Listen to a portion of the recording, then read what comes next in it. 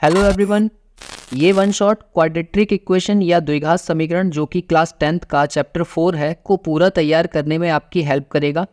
इससे पीछे 3 one shot मैंने पहले भी अपलोड किए हैं जो चैप्टर 1, 2 और 3 को तैयार करने के लिए आपके लिए पर्याप्त हैं। अगर आपने उन्हें नहीं देखा है तो जाकर आप चेकआउट कर सकते हैं, लिंक उनका डिस्क्रिप्शन में दे दिया है। बाकी इस वीडियो में हम बात करेंगे क्वाड्रेटिक इक्वेशन के बारे में। तो क्वाड्रेटिक इक्वेशन किस तरह से उसके क्वेश्चंस एग्जाम में पूछे जाते हैं वो यहाँ पर मैंने दिए हैं। सबसे पहले मैं आपको बता दूं कि इक्वेशन कैसी दिखती है। ax² + bx + c = 0। इस तरीके की फॉर्मेट में जितनी भी इक्वेशंस होंगी वो सारी की सारी द्विघात समीकरण या क्वाड्रेटिक इक्वेशन कहलाती हैं। अगर वो ऐसी दी हैं तो ठीक है, नहीं तो हम उनको ऐसा बनाएंगे। कई बार तो क्वेश्चन ऐसा ही आता है कि आप बताइए कि ये क्वाड्रेटिक इक्वेशन होगी या नहीं होगी। वो मैं आपको आगे क्वेश्चंस में सिखाऊंगा कि किस तरह से क्वेश्चन पूछा जाता है। फिलहाल इसके एग्जाम्पल के लिए अगर हम बात करें तो कैसे एग्जाम्पल हो सकते हैं। 2x² + 3x + 5। अगर इस इक्वेशन को आप देख रहे हो तो यहाँ पर देखो मैक्सिमम पावर इसकी कितनी दे रखी है, 2। तो इसका मतलब ये द्विघात समीकरण है, ठीक है। ऐसे ही कुछ और भी हो सकता है। सपोज देखो जैसे x² - 1 = 0 दिया है तो इसमें भी x की कितनी पावर दे रखी है, मैक्सिमम 2। तो ये भी द्विघात समीकरण है। या फिर आप ऐसे भी याद रख सकते हैं कि कोई भी वेरिएबल अगर आपको दे रखा है, वेरिएबल यानी कि चर, और उसकी पावर मैक्सिमम कितनी है, 2 है, तो वो हमारी द्विघात समीकरण या क्वाड्रेटिक इक्वेशन कहलाती है। ये t में भी हो सकता है, थीटा में हो सकता है, x में हो सकता है, कोई भी वेरिएबल आपका हो सकता है, ठीक है। तो वो होती है आपकी क्वाड्रेटिक इक्वेशन। अब देखिए इस पर बेस्ड क्वेश्चन कैसे आते हैं। देखिए जैसे क्वेश्चन नंबर फर्स्ट में आपको दिया है कि which of the following is not a quadratic equation. 4 option आपको दिए हुए हैं और इन चारों में से कोई सा एक ऑप्शन ऐसा है जो एक क्वाड्रेटिक इक्वेशन नहीं बनाता है और वही आपको पहचानना है। तो देखो जैसे ये क्वेश्चन आपके एग्जाम में आएगा तो ये 1 नंबर में आएगा। 1 नंबर में क्यों? क्योंकि ये मल्टीपल चॉइस है। इसलिए अगर आप चारों ऑप्शन सॉल्व करते हो तो आपको देर लगेगी। इसलिए आपको कौन सा ऑप्शन उठाना है यहाँ से जो आपका आंसर है, और वो पता कैसे चलेगा। देखो जैसे ये वाले टर्म को देखो, ऑप्शन ए में अगर आप देख पा रहे हो तो यहाँ पर x है और x - 1 का स्क्वायर बन रहा है। अगर ये स्क्वायर बनेगा तो यहाँ से x² का टर्म तो मिलेगा ही मिलेगा, और अगर उसकी 2 से इंटू होगी तो 2x² लेफ्ट हैंड साइड में मिलेगा हमें, और इधर साइड में क्या है 4x²। तो ये माइनस होकर 2x² बच जाएगा। इसका मतलब ये वाला ऑप्शन तो हमारे लिए नहीं होगा क्योंकि ये तो क्वाड्रेटिक इक्वेशन बना देगा। ऐसे ही बी ऑप्शन को चेक करो तो बी ऑप्शन को ये देखो, इधर x² है और इधर भी x² है और ये निगेटिव है, ये उधर जाएगा तो पॉजिटिव हो जाएगा। इसका मतलब ये भी क्वाड्रेटिक इक्वेशन बनाएगा, तो ये भी हमारा आंसर नहीं है। अब ऐसे ही डी वाले को देखो, इसे अगर मैं सॉल्व करूंगा तो यहाँ से x की पावर कितनी हो जाएगी, 4, और यहाँ पर ऑलरेडी x की पावर 4 दे रखी है, मतलब ये वाला टर्म भी कट जाएगा। और जब इसके a + b के होल स्क्वायर को आप खोलोगे तो वहाँ से क्या होता है, a² + b² और प्लस 2ab का टर्म मिलता है। और 2ab के टर्म में आप देखोगे कि x² इंटू और b की वैल्यू कितनी है, 2x है, और एक 2 इसमें ऑलरेडी ये जो फॉर्मूले में होता है। तो जब इसका इंटू करेंगे हम तो 4x³ मिलेगा और ये x³ वाला टर्म कट जाएगा। इसका मतलब ये भी हमें क्वाड्रेटिक इक्वेशन दे देगा, तो ये भी नहीं होगा। तो मेन हमारा आंसर कौन सा वाला है, ये वाला। तो जब आप क्वेश्चन को सॉल्व करोगे तो इन चारों को एक साथ सॉल्व करने की ज़रूरत नहीं है। आप सीधे कौन सा वाला ऑप्शन उठाओ, वो वाला ऑप्शन जो कि हमारा आंसर है। तो हम इसमें लिखेंगे क्या, जब अपने आंसर को हम लिखेंगे तो हम स्टार्ट करेंगे टेकिंग ऑप्शन सी, ठीक है। और सी को लेकर यहाँ से सॉल्व करना स्टार्ट कर देंगे। वो हमें दिया हुआ है √2x और प्लस √3 का square plus x² = 3x² - 5x। ये हमें दिया हुआ है, तो इसको हम सॉल्व करेंगे। तो पहले इसको, पहले वाले टर्म को सॉल्व करो a + b के होल स्क्वायर से। तो क्या मिलेगा, a² तो √2 का स्क्वायर करेंगे तो वो बन जाएगा 2x² और प्लस फिर b² यानी कि 3, और प्लस फिर होता है 2ab, क्योंकि फॉर्मूले में मैंने अभी बताया था आपको 2ab का टर्म होता है। तो 2 इंटू पहला टर्म था आपका √2x और इंटू b का टर्म हो गया √3, और प्लस यहाँ पर x² और इक्वल्स टू ये वाले टर्म ऐसे ही रहने दो, ठीक है। या फिर हम इसको पहली बार में भी लेफ्ट हैंड साइड में ला सकते हैं। अब देखो इसको आगे सॉल्व करो तो यहाँ से मिलेगा 2x² और प्लस ये तो 3 ऐसे ही। अब इसको हम सॉल्व कर सकते हैं तो 3 × 2 = 6, मतलब ये हो जाएगा प्लस का 2√6 x और ये प्लस x² इन दोनों टर्म्स को इधर ले आओ तो माइनस के 3x² और प्लस के 5x इक्वल्स टू 0। अब इस पूरे टर्म को सॉल्व करो, तो सॉल्व करने पर आपको क्या मिलेगा? देखो x² का एक टर्म ये है, दूसरा टर्म ये है, ये दोनों प्लस के हैं तो प्लस हो जाएंगे 3x², और यहाँ पर ऑलरेडी आपको दिया हुआ है माइनस का 3x², तो ये दोनों तो कैंसिल आउट हो जाएंगे। अब x वाले टर्म्स देख लो, ये वाला टर्म है और ये वाला टर्म है, ये दोनों प्लस के हैं, तो मतलब ये बन जाएगा 2√6 और प्लस 5 और बाहर मैंने मान लिया x, ठीक है, और ऐसे ही प्लस 3 इक्वल्स टू 0। तो फाइनली मुझे जो इक्वेशन मिलेगी वो मिल जाएगी 2√6 प्लस 5 और बाहर उसके x है और प्लस 3 इक्वल्स टू 0। अब आप मुझे ये बताओ कि ये जो इक्वेशन फाइनली लास्ट में आई है इसकी मैक्सिमम पावर कितनी है? यहाँ तो 1 है वेरिएबल की, तो इसलिए ये क्वाड्रेटिक इक्वेशन तो होगी नहीं, तो आप लिख दोगे hence the maximum power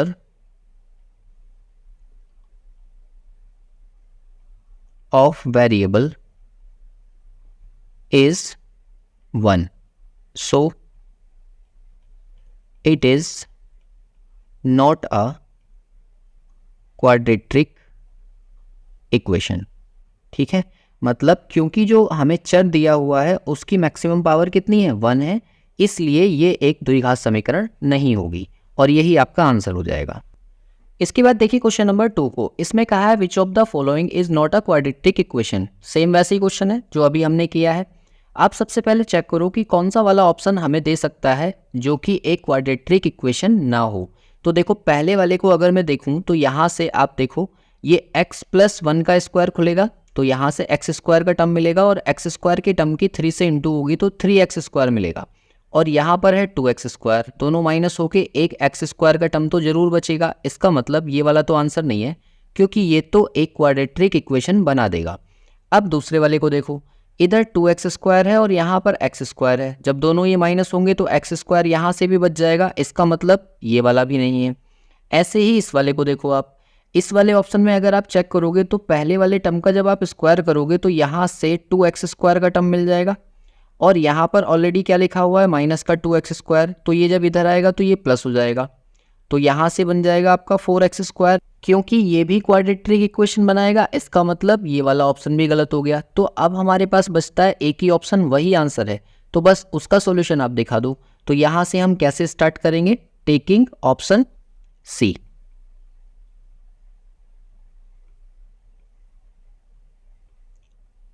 सी से हमने स्टार्ट कर दिया, और ये क्या था हमारे पास?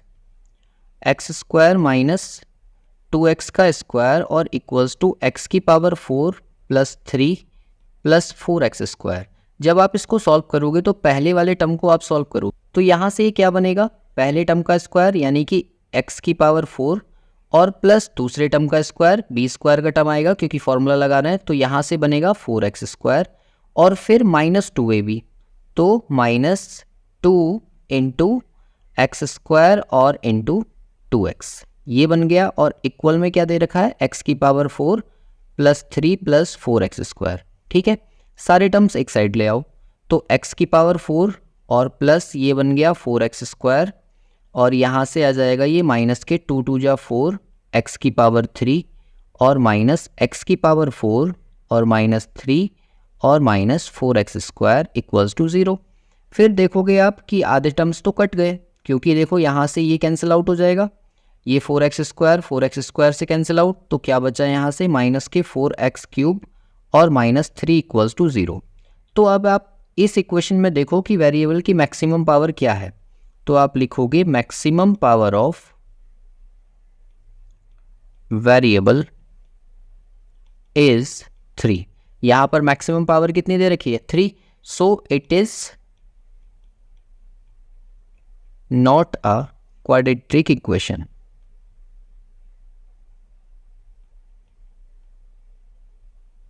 सही है, इसलिए हमारा ऑप्शन सी जो होगा वो करेक्ट हो जाएगा, यही इसका आंसर है।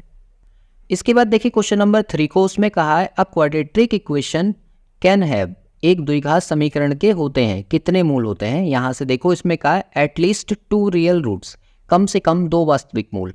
तो देखो कम से कम का कोई मीनिंग नहीं है, क्योंकि आप जानते हो कि अगर x² plus 2x plus 1 equals to 0, इस तरीके की कोई इक्वेशन दे रखी है तो मैक्सिमम पावर जितनी होती है ना x की उतनी ही वैल्यूज़ आएंगी। मतलब x की मैक्सिमम पावर 2 दे रखी है तो यहाँ पर x की 2 ही वैल्यूज़ आएंगी।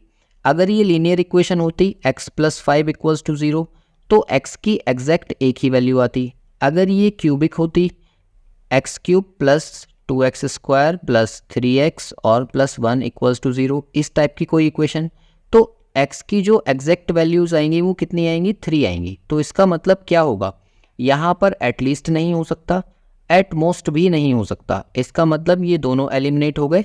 एग्जैक्टली 2 रूट्स, तो ये वाला ऑप्शन जो होगा हमारा सही होगा कि एग्जैक्टली 2 ही रूट्स आएंगे। और एनी नंबर ऑफ रूट मतलब बहुत सारे आएंगे, ये भी गलत हो जाएगा। तो जो इसका सही आंसर है वो ऑप्शन सी है कि कोई भी क्वाड्रेटिक इक्वेशन जिसकी मैक्सिमम पावर कितनी है, 2 है, तो उसके x की भी 2 ही वैल्यूज़ आएंगी और ये फिक्स है। इसके बाद देखिए यहाँ पर ये आपको जानना जरूरी है, जब भी आप क्वाड्रेटिक इक्वेशन पढ़ेंगे तो नेचर ऑफ रूट्स जो है वो आपका सबसे पहले प्रायोरिटी होगी, क्योंकि ये तो आपको जानना ही जानना है। कैसे, इक्वेशन को देखकर कैसे पता करेंगे कि उसके रूट्स कैसे आएंगे, तो उसके लिए हम डिस्क्रिमिनेंट निकालेंगे, यानी कि विविक्त कर। और वो किस फॉर्मूले से निकलता है, बी स्क्वायर माइनस 4ac से। अगर बी स्क्वायर माइनस 4ac की वैल्यू 0 से बड़ी आ जाती है तो 2 रियल डिफरेंट रूट एग्जिस्ट करेंगे, मतलब 2 भिन्न वास्तविक मूल होंगे, दोनों डिफरेंट होंगे और रियल होंगे, ठीक है। और दूसरी कंडीशन हमारी आ जाती है, अगर बी स्क्वायर माइनस 4ac की वैल्यू 0 के बराबर आ जाए तो हम कहेंगे 2 रियल इक्वल रूट्स होंगे। यहाँ पर इक्वल वर्ड यूज़ किया जाएगा और इस तरीके के कई सारे क्वेश्चंस हैं जो आप इस वाले फॉर्मेट को यूज़ करोगे। 2 बराबर वास्तविक मूलों का अस्तित्व होगा, और अगर ये वैल्यू आपकी धोखे से भी 0 से छोटी आ जाए, यानी कि नेगेटिव वैल्यू आ जाए, तो नेगेटिव वैल्यू के केस में आप कहोगे कोई भी वास्तविक मूल नहीं होगा, मतलब कोई भी रियल रूट्स नहीं होंगे, तो इमेजनरी रूट्स होंगे, ठीक है। इस तरह से तभी यही वाला वो फैक्टर है जहाँ पर हम यूज़ करते हैं क्वाड्रेटिक फॉर्मूला, जो कि होता है x इक्वल्स टू माइनस के b plus minus under root B square minus 4ac upon 2a, ठीक है। इसकी ज़रूरत तब पड़ती है जब हमारे रूट्स जो हैं वो इमेजनरी हों और वो निकालने की भी ज़रूरत पड़ जाए, मतलब कि फाइंड भी करने हैं करके, और बाकी में मिडिल टर्म स्प्लिटिंग भी लग जाएगा और कई बार हम उसको फैक्टराइज भी कर लेंगे। तो फिलहाल से ये चीज़ें आपको ज़रूर याद होनी चाहिए, तीनों की तीनों। कहाँ से आती हैं ये देखिए, जैसे मान लो कोई भी इक्वेशन आपको दे रखी है, सपोज दैट आपको दे रखा है 2x square plus 3x plus 5 equals to 0, ये इक्वेशन दी है और इस इक्वेशन का देखकर आपको बताना है कि भाई बताइए इसके रूट्स कैसे होंगे। तो सबसे पहला काम आप इसमें क्या करेंगे, इसको कंपेयर कर लेंगे, compare with general equation ax square plus bx plus c equals to 0 से, ठीक है। और फिर उसके बाद आपको क्या मिलेगा, वी गेट a की वैल्यू यहाँ से जो x स्क्वायर का कोफिशिएंट है यानी कि 2, और b की वैल्यू 3 और c की वैल्यू 5, और फिर इन सारी वैल्यूज़ को उठाकर आप इस वाले फॉर्मूले में रख दोगे, यानी कि जो d की वैल्यू आएगी वो हो जाएगा बी स्क्वायर माइनस 4ac। तो b की वैल्यू अभी हमने देखी ये 3 है, 3 का स्क्वायर माइनस 4 इंटू a की वैल्यू 2 है तो यहाँ 2 हो गया, और c की वैल्यू 5 है, यहाँ 5 हो गया। जब आप इसको सॉल्व करोगे तो आपको मिलेगा 9 माइनस 4 5 जा 20 और 22 जा 40, यानी कि माइनस के 31।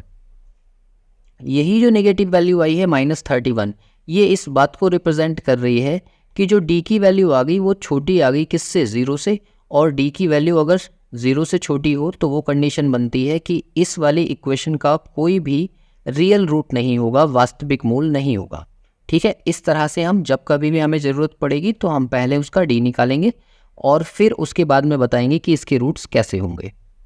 देखिए क्वेश्चन नंबर 4 जो मैंने अभी आपको समझाया उसी के जैसा है, या कह लो वही है। कैसे सॉल्व करेंगे इसको, देखो सबसे पहले जो इक्वेशन आपको दे रखी है 2x स्क्वायर माइनस के 3x प्लस 5 इक्वल्स टू 0, उसको लिख लो और उसको कंपेयर कर लो कि भाई कंपेयर विद, किससे कंपेयर करेंगे, जनरल इक्वेशन से, ax square plus bx plus c equals to 0 से, और वी गेट, हमें क्या मिलेगा, यहाँ से a की वैल्यू आ गई आपके पास 2, और फिर b की वैल्यू कितनी आ गई -3, और फिर c की वैल्यू कितनी आ गई 5।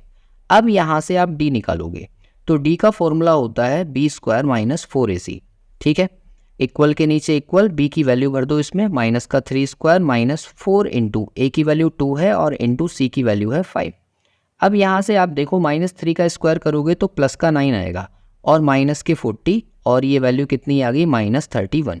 क्योंकि ये जो वैल्यू आ गई हमारी वो नेगेटिव वैल्यू आ गई, तो आप यहाँ पर कहोगे therefore B square minus 4ac की जो वैल्यू है वो छोटी है 0 से।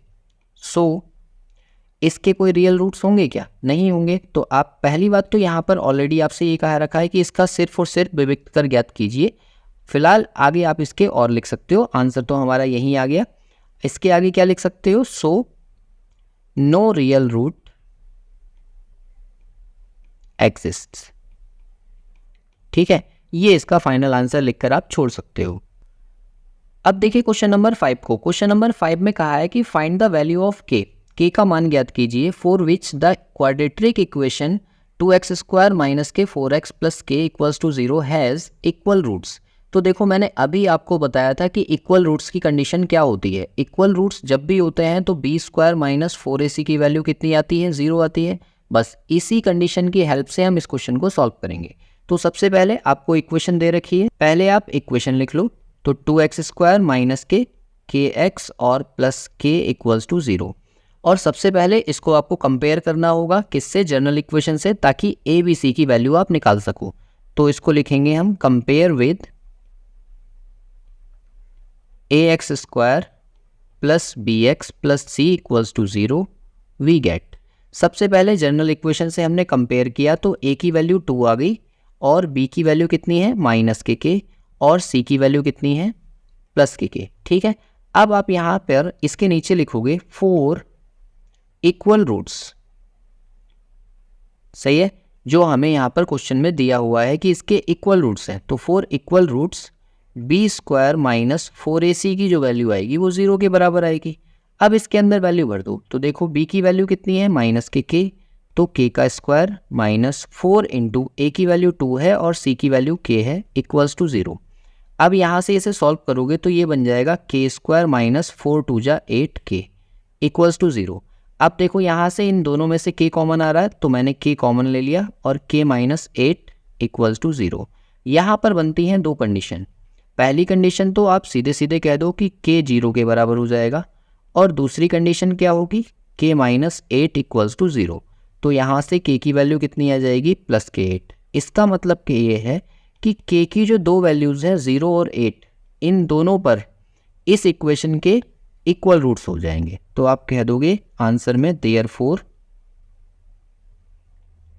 For k equals to 0 and 8 equation has equal roots. सही है, ये आपका फाइनल आंसर हो जाएगा कि k बराबर 0 और k बराबर 8 के लिए दी गई समीकरण के दो बराबर मूल होंगे। इसके बाद देखिए क्वेश्चन नंबर 6 को। इसमें कहा गया इफ़ द इक्वेशन, एक इक्वेशन आपको दे रखी है, थोड़ी सी डरावनी लग रही है, हैज़ इक्वल रूट्स। इसके जो है रूट्स क्या हैं? बराबर हैं। तो आपको शो करना है C square equals to A square 1 plus M square. तो सबसे पहली चीज़ इक्वेशन को देख लो और इक्वेशन उतार लो। क्या दिया हुआ है? 1 प्लस एम स्क्वायर और बाहर है एक्स स्क्वायर प्लस 2mcx और plus C square minus A square equals to 0।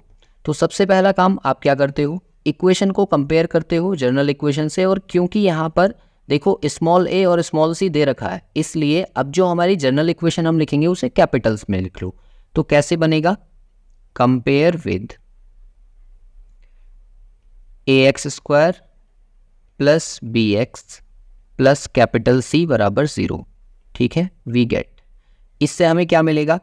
Capital A की जो वैल्यू है वो एक्स स्क्वायर का कोफिशिएंट है, यानी कि 1 प्लस एम स्क्वायर। ठीक, ऐसे ही B की जो वैल्यू हो जाएगी वो x का कोफिशिएंट है, यानी कि 2mc। और कैपिटल C की जो वैल्यू होगी वो क्या है? जो बाकी का बचा कांस्टेंट टर्म है, यानी कि स्मॉल c स्क्वायर और a स्क्वायर। आप ये ध्यान रखना कि कैपिटल C और स्मॉल c बनाने में थोड़ा सा डिफरेंस रखना। ठीक, अब यहाँ के बाद देखो 4 इक्वल रूट्स, 4 इक्वल रूट्स। ठीक है, क्योंकि हमें क्वेश्चन में दिया हुआ है कि इनके क्या हैं? इक्वल रूट्स हैं। तो इक्वल रूट्स के लिए बी स्क्वायर माइनस 4ac की जो वैल्यू होती है वो 0 के बराबर होती है और इसमें सारी वैल्यूज़ भर दो। तो पहले b की वैल्यू भरेंगे हम, तो यानी कि 2mc और उसका स्क्वायर माइनस 4 इंटू ए की वैल्यू आपको दे रखी है 1 प्लस एम स्क्वायर और इंटू सी की वैल्यू दे रखी है आपको सी स्क्वायर माइनस ए स्क्वायर और इक्वल्स टू 0। ठीक है, चाहें तो आप इसको कैपिटल में लिख दो, ताकि क्योंकि हमने कैपिटल में माना था तो टर्म्स भी हमारे कैपिटल ही रहेंगे कि capital B square equals to 4ac।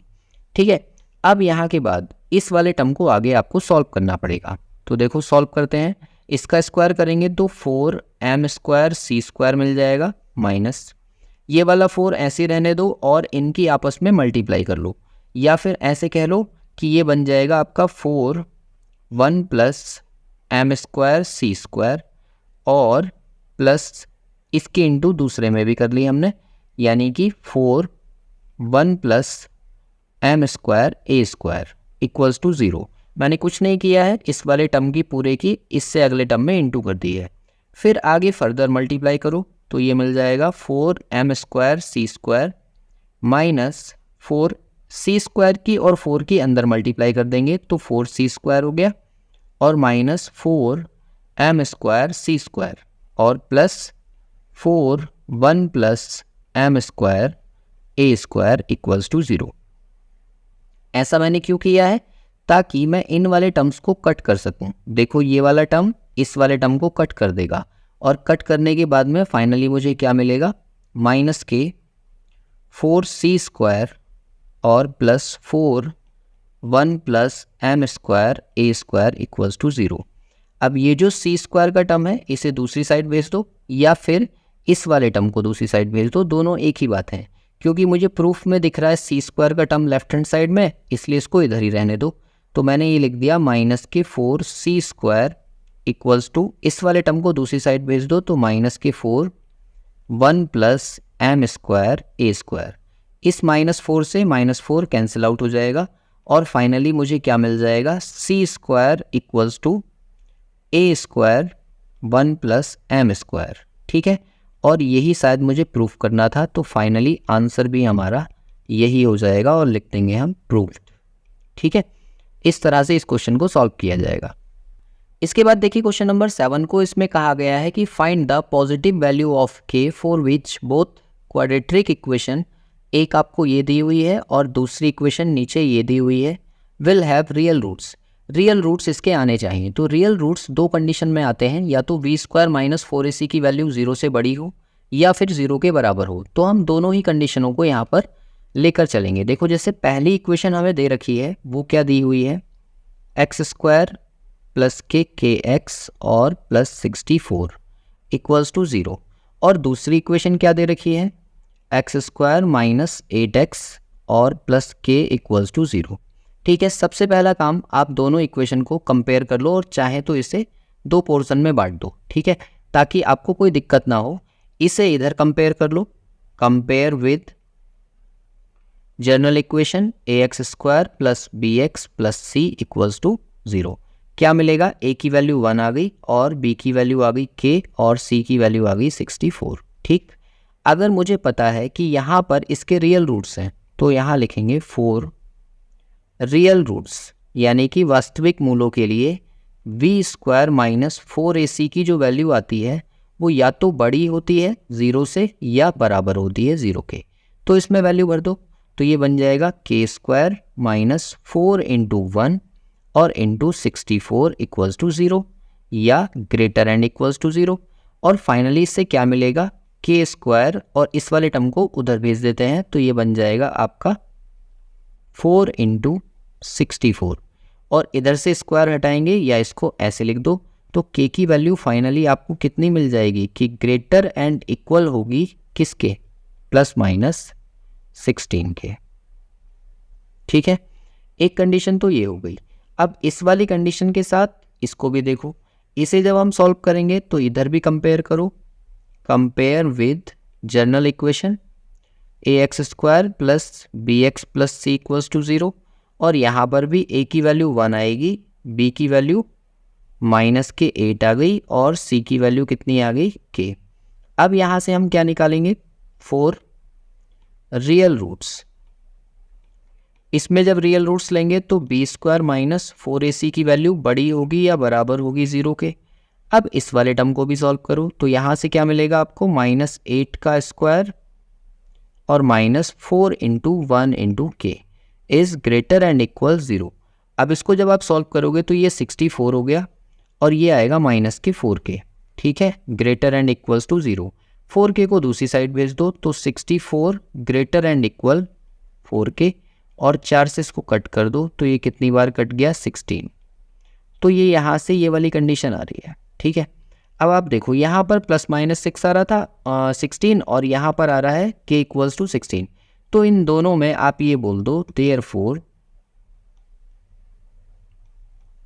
4k equals to 16।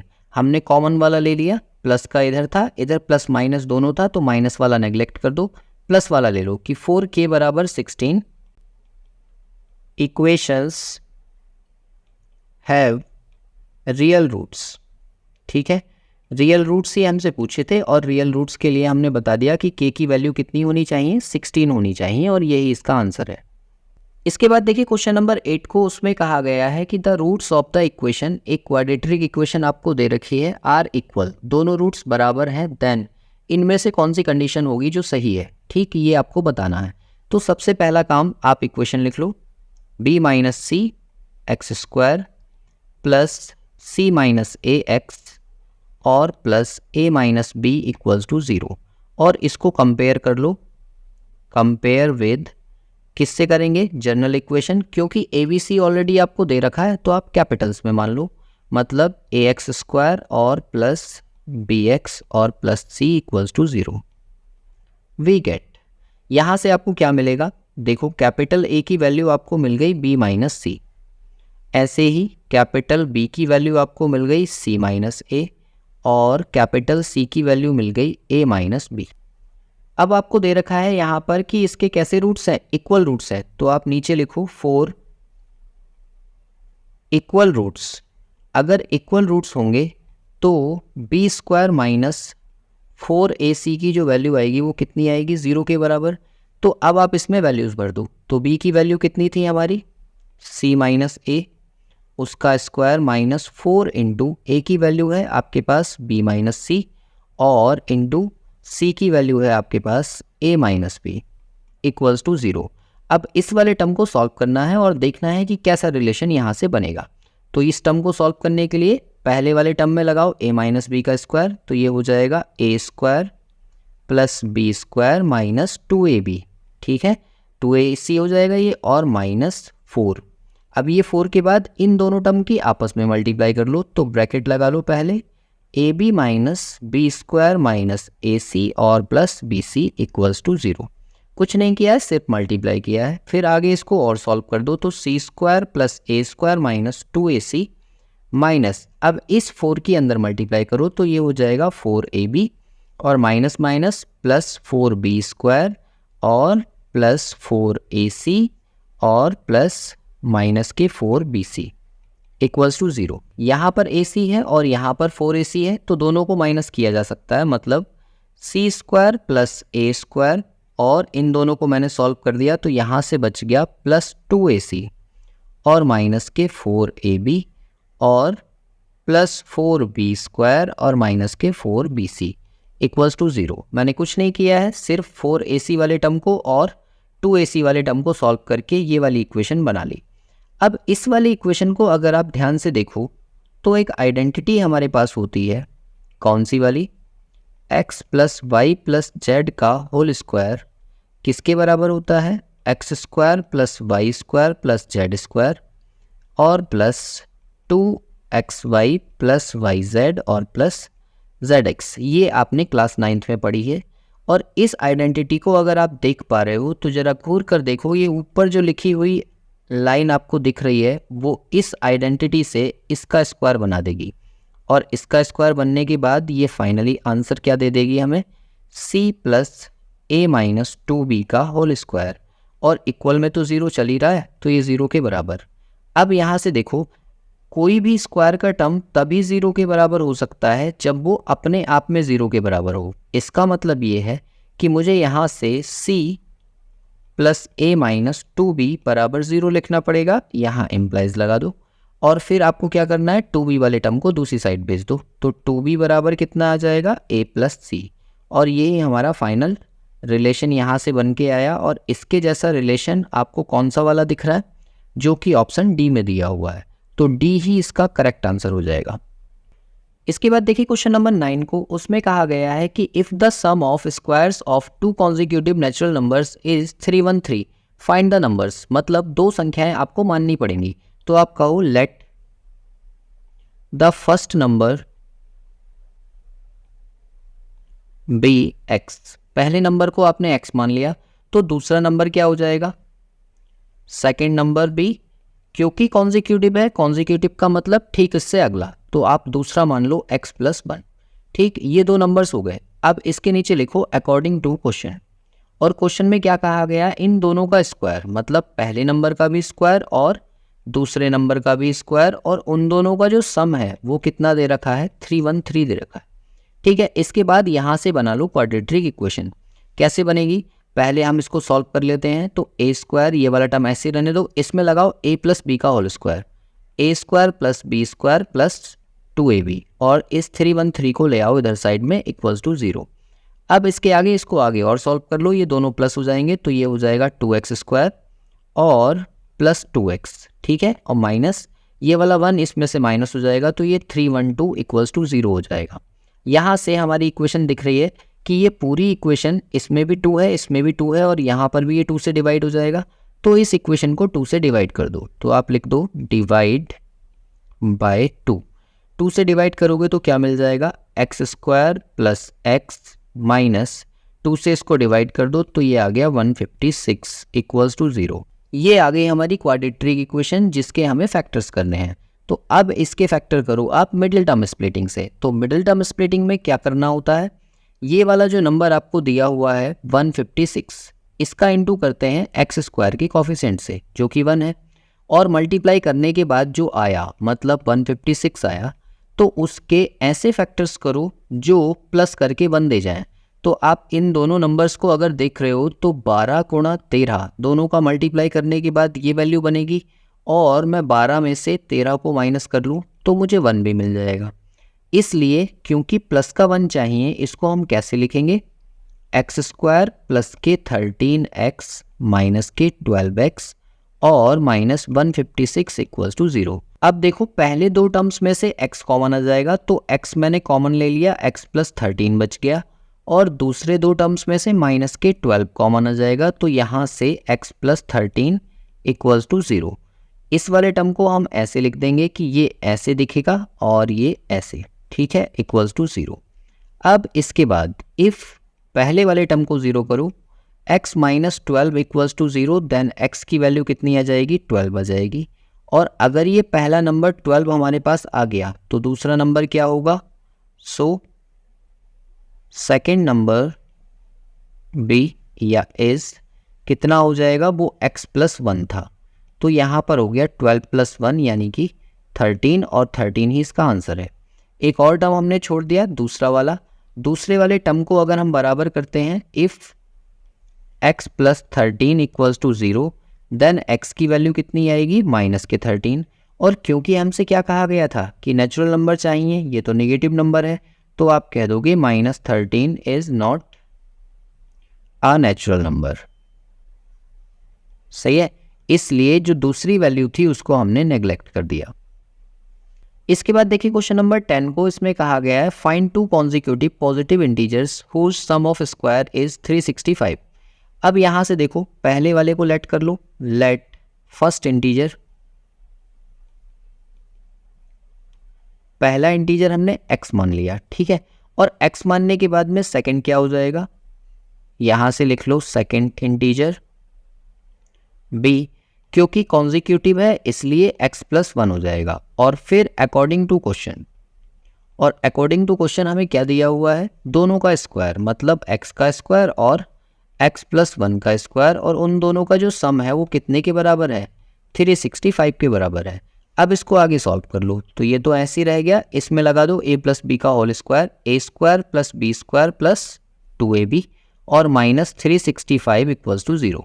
आगे इसको सॉल्व कर लो, तो ये हो गया 2x² और प्लस 2x और माइनस 364 = 0। क्योंकि पूरी इक्वेशन 2 से डिवाइड हो जाएगी तो इसको लिख दो डिवाइड बाय 2। 2 से जब हम इसको डिवाइड कर देंगे तो ये मिल जाएगा x square plus x minus, दोनों को डिवाइड करके आ गया आपका 182 इक्वल्स टू 0। ये बन गई हमारी क्वाड्रेटिक इक्वेशन। और फिर आपका वही काम 182 की इंटू करो एक्स स्क्वायर के कोफिशिएंट से जो कि 1 है, और 1 आने के बाद में ये आ गया 182। अब 182 के ऐसे फैक्टर्स हमें करने हैं जो प्लस करके 1 दे जाएं। तो आप इनको देखो कि 13 और 14 का इंटू अगर मैं कर दूं तो दोनों का मल्टीप्लाई 182 आ जाएगा, और दोनों को माइनस कर दूं तो 1 आ जाएगा डिफरेंस लेकर। तो इक्वेशन क्या बन जाएगी, एक्स स्क्वायर और प्लस 14x माइनस 13x और माइनस 182 इक्वल्स टू 0। पहले दोनों टर्म में से x कॉमन आ जाएगा तो x प्लस 14 बच जाएगा, और दूसरे वालों में से माइनस 13 कॉमन ले लो तो x प्लस 14 इक्वल्स टू 0। यहाँ से हमें मिलेगा x माइनस 13 और x प्लस 14 इक्वल्स टू 0। अब देखो एक एक टर्म को बराबर 0 करो। पहले मैंने बराबर 0 किया फर्स्ट टर्म को, तो यहाँ लिखेंगे if x minus 13 equals to 0 then x equals to कितना आ गया 13, और ये पॉजिटिव नंबर है। पॉजिटिव नंबर है तो आप दूसरा भी निकाल लो। सो सेकंड नंबर कितना हो जाएगा, सेकंड नंबर भी ये हो जाएगा आपका x प्लस 1 था तो x प्लस 1 13 प्लस 1 यानी कि 14। तो ये जो दो नंबर्स हो गए, पेयर ऑफ नंबर इज 13, 14, ये आपका आंसर आ गया। फिर एक और चीज़ थी ये वाली वैल्यू, इन दोनों को भी सॉल्व करो ऐसे ही। इन दोनों को सॉल्व करोगे तो लिखोगे इफ़ x माइनस के 14 इक्वल्स टू 0 देन x की वैल्यू आ गई माइनस के 14। ठीक है, अब ये माइनस के 14 आ गई तो दूसरा नंबर अगर हम निकालना चाहें तो वो कितना होगा, सेकेंड नंबर इज यहाँ से आ जाएगा x प्लस 1 यानी कि माइनस के 14 प्लस 1, तो ये आएगा माइनस के 13। ठीक, यहाँ से पेयर ऑफ नंबर क्या आ जाएगा, pair of number is minus के 13 कॉमा माइनस के 14, और ये भी आंसर है। अब देखो इस वाले क्वेश्चन में और लास्ट वाले क्वेश्चन में क्या डिफरेंस है। यहाँ पर जब हमने लास्ट वाले क्वेश्चन को सॉल्व किया था तो वहाँ लिखा हुआ था नेचुरल नंबर्स होने चाहिए, इसलिए मैंने दूसरी वाली वैल्यू को छोड़ दिया था, नेग्लेक्ट कर दिया था। लेकिन यहाँ पर क्या बोला है, पॉजिटिव इंटीजर्स, तो पॉजिटिव इंटीजर्स के केस में ये वाला आंसर मेरा सही हो जाएगा।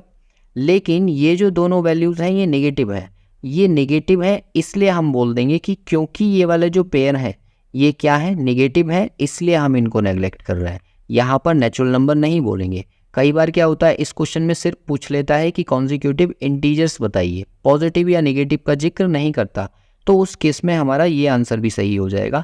इसका आपको विशेष करके ध्यान रखना है कि कहाँ पर हमसे पूछा है पॉजिटिव इंटीजर, कहाँ पर हमसे पूछा है नेचुरल नंबर। ठीक है, और उस तरह से अपना आंसर दे देना है।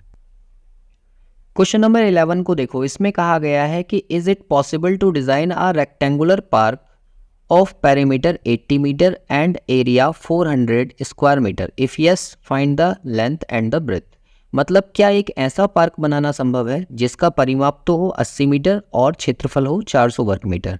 अगर हाँ तो पार्क की लंबाई और चौड़ाई आपको दोनों ज्ञात करनी है। तो देखिए इसके लिए सबसे पहले आप एक पार्क बना लो। ये जो पार्क है इसका पेरीमीटर आपको दिया है, तो आप एक काम करो, इसकी लेंथ को x मेजर कर लो और y को ब्रेथ बना लो। तो आप लिख दो let x and y be the length and breadth of rectangle. ठीक है, हमने इन दोनों को मान लिया, और पेरीमीटर का फॉर्मूला हम जानते ही हैं। तो पेरीमीटर का फॉर्मूला क्या होता है, पेरीमीटर ऑफ रेक्टेंगल इज क्या होता है 2l प्लस बी, और इसमें वैल्यूज भर दो। तो पेरीमीटर आपको दे रखा है 80 मीटर और इक्वल्स टू 2, लेंथ दे रखी है x और ब्रेथ दी है y। तो यहाँ से 2 से इसको कट कर देंगे हम 40 टाइम्स, तो ये हो जाएगा x प्लस वाई। ठीक है, या फाइनली मैं ये भी कह सकता हूँ कि x plus Y equals to 40 जो है वो मेरी पहली इक्वेशन आ गई। अब ऐसे ही एरिया के बारे में भी तो बोला है, तो एरिया ऑफ रेक्टेंगल भी निकाल लो। तो यहाँ से आ जाएगा एरिया ऑफ रेक्टेंगल, यानी कि आयत का क्षेत्रफल वो होता है लेंथ इंटू ब्रेथ। ठीक है, और देखो एरिया आपको कितना दे रखा है 400, तो यहाँ पर रख लो 400 और इक्वल्स टू लेंथ हमने x मानी थी और ब्रेथ मानी थी y, यानी कि दूसरी इक्वेशन हमारे पास आ जाएगी एक्स वाई इक्वल्स टू 400। ये है दूसरी इक्वेशन। अब आप एक काम करो, आपने चैप्टर 3 में सब्स्टिट्यूशन मेथड सीखा, उसमें क्या सीखा था, किसी एक इक्वेशन से एक वेरिएबल की वैल्यू उठाकर दूसरी इक्वेशन में रख देते हैं। तो यहाँ पर हम यही करने वाले हैं, यहाँ से y का मान निकालो, तो y की वैल्यू कितनी आ जाएगी 40 माइनस एक्स, और उसे दूसरी इक्वेशन में रख दो, तो क्या मिलेगा x, और यहाँ 40 माइनस एक्स इक्वल्स टू 400, और इससे पहले लिख लेना by putting the value of y कहाँ से, फ्रॉम इक्वेशन 1, और कहाँ रखनी है, इन इक्वेशन नंबर 2। ठीक है, और वी गेट, क्या आपको मिला, यहाँ से देखो एक इक्वेशन मिल जाएगी 40x minus x square equals to 400, और सारे टर्म्स एक साइड ले जाओगे तो इक्वेशन आपको कैसी दिखेगी, एक्स स्क्वायर माइनस के 40x और प्लस 400 इक्वल्स टू 0। अब ये जो क्वाड्रेटिक इक्वेशन आपके पास आ गई, इसको करना पड़ेगा आपको फैक्टराइज। तो फैक्टराइज करने के लिए देखो यहाँ से 400 के ऐसे फैक्टर्स जो 40 दे जाएं, तो आपको ये सीधे सीधे पता है कि ये 20 और 20 होते हैं। तो 20x माइनस 20x और plus 400 equals to 0 by middle term splitting, और यहाँ से x कॉमन ले लो, तो x माइनस 20, यहाँ से माइनस 20 कॉमन ले लो, x माइनस 20 इक्वल्स टू 0। तो एक फैक्टर तो आ जाएगा माइनस के 20 के साथ, और दूसरा भी यही आ जाएगा इक्वल्स टू 0। अब आप एक एक करके इनको 0 के बराबर कर दो, तो देखो क्या लिखोगे आप, if x minus 20 equals to 0 then x equals to plus के 20। ये पहली वैल्यू आ गई, और दूसरी वाली वैल्यू भी 20 ही आनी है, तो आप यहाँ से छोड़ो, इक्वेशन नंबर फर्स्ट से वैल्यू निकाल लो y की। तो y कितना आ जाएगा, मैं यहाँ पर लिख देता हूँ फ्रॉम इक्वेशन 1, यहाँ से y बराबर कितना आ जाएगा 40 माइनस x की वैल्यू कितनी थी 20, यानी कि y भी कितना आ गया 20। तो आप कह दो कि हाँ, ऐसा पार्क बनाना संभव है जिसकी लेंथ और ब्रेथ कितनी होगी 20-20 मीटर होगी, और वो एक स्क्वायर पार्क होगा। ये सबसे लास्ट में आप लिख देना, स्पेस नहीं है इसलिए मैं इसको छोड़ रहा हूँ। इसके बाद देखिए क्वेश्चन नंबर 12 को, उसमें एक क्वाड्रेटिक इक्वेशन आपको दे रखी है और कहा है कि इसके इक्वल रूट्स हैं, then find the value of K का मान आपको ज्ञात करना है। तो देखो अभी इसमें का क्वेश्चन हम पीछे कर चुके हैं। सबसे पहले एक इक्वेशन जो दी हुई है वो आप उतार लीजिए, और फिर इसको कंपेयर कर लीजिए किससे, जो हमारी जनरल इक्वेशन होती है उससे। ठीक है, इसको हम कंपेयर कर लेंगे। कंपेयर विद जनरल इक्वेशन क्या होती है, A X square plus B X plus C equals to 0, और वी गेट, क्या प्राप्त होगा आपको, यहाँ से ए की वैल्यू आ जाएगी 4 माइनस के, ऐसे ही बी की वैल्यू कितनी आ जाएगी 2k प्लस 2, और सी की वैल्यू कितनी आ जाएगी 8k प्लस 1। ठीक, तीनों वैल्यूज आपके पास आ गई। अब आपको पता है 4 इक्वल रूट्स। ठीक है, 4 इक्वल रूट्स, अगर मुझे रूट्स बराबर करने हैं तो बी स्क्वायर माइनस 4ac की वैल्यू किसके बराबर होगी 0 के, और 0 करके इसमें वैल्यूज़ भर दो, तो ये हो जाएगा 2k प्लस 2 का होल स्क्वायर माइनस 4 इंटू के, मतलब a की वैल्यू दे रखी है 4 माइनस के, और c की वैल्यू दे रखी है 8k प्लस 1 इक्वल्स टू 0। अब आपका काम क्या है, अब आपका काम है इसको आगे सॉल्व करना, और उसी तरीके से सॉल्व करेंगे जैसा हमने पीछे सॉल्व किया था। तो मैं फाइनली इसकी लाइन लिख दूं डायरेक्ट करके, ये हो जाएगा 4k स्क्वायर और प्लस 16 माइनस 128k और माइनस 16 प्लस 32k स्क्वायर और प्लस 4k इक्वल्स टू 0। मैंने कुछ नहीं किया है, यहाँ पर इसे पहले स्क्वायर किया तो 2 का स्क्वायर 4 किया, और फिर इसको a प्लस बी के होल स्क्वायर से खोलने के बाद 4 का अंदर इंटू कर दिया, उससे ये तीनों टर्म बन गए, और फिर इन दोनों की आपस में मल्टीप्लाई की और मल्टीप्लाई करके 4 का भी अंदर इंटू कर दिया, तो ये बन गया। ऐसा करने के बाद आपको पता चलेगा कि 16 से 16 तो कैंसिल आउट हो गया क्योंकि एक प्लस का है और एक माइनस का है, और बाकी के टर्म्स को आप सॉल्व कर लो। सॉल्व कैसे होंगे, ये 32k² दिए हुए हैं और ये 4k² दिए हैं, तो दोनों प्लस हो जाएंगे, मतलब 36k² बन जाएंगे। और माइनस यहाँ से देखो ये 128k दे रखे हैं माइनस के, और ये 4k प्लस के हैं और ये 16k भी प्लस के हैं। ठीक है, तो इन दोनों को प्लस कर लो 20 और इसमें से माइनस कर लो तो 108k बच जाएंगे और इक्वल्स टू 0।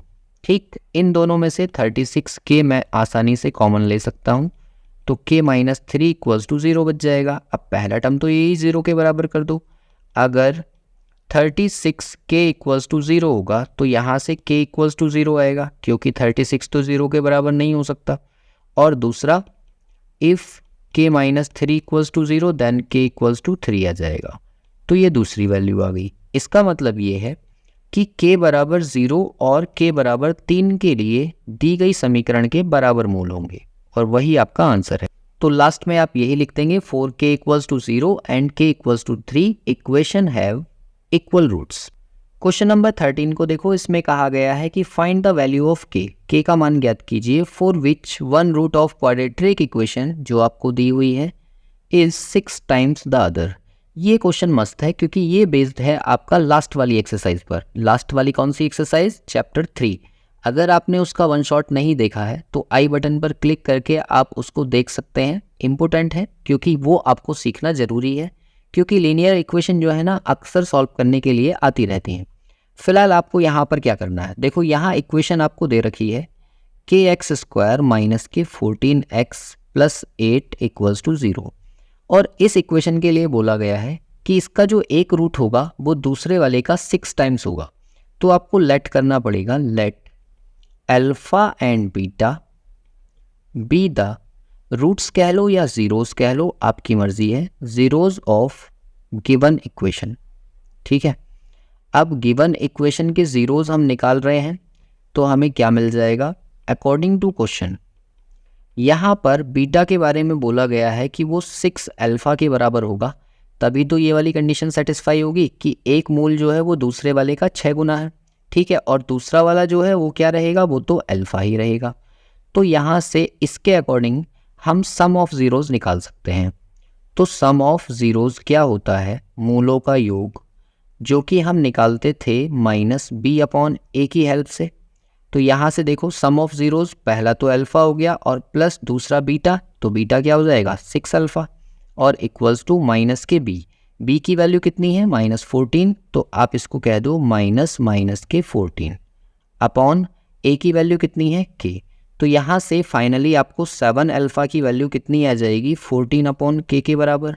7 से ये 2 टाइम्स कट जाएगा, यानी कि alpha equals to 2 upon k आ जाएगा। ठीक है, और इस काम को करने से पहले ये जो इक्वेशन आपको दी है इसको आप कंपेयर कर लोगे जर्नल इक्वेशन से, और जर्नल इक्वेशन से कंपेयर करने के बाद ABC की वैल्यू निकाल लोगे, और वो ABC की वैल्यू निकाल कर ही यहाँ पर रखी जाएगी। ठीक है, ये आपको याद रखना है, स्टेप मिस मत करना, वरना 4 नंबर का क्वेश्चन है, 1 नंबर एग्जामिनर आपका कट कर लेगा।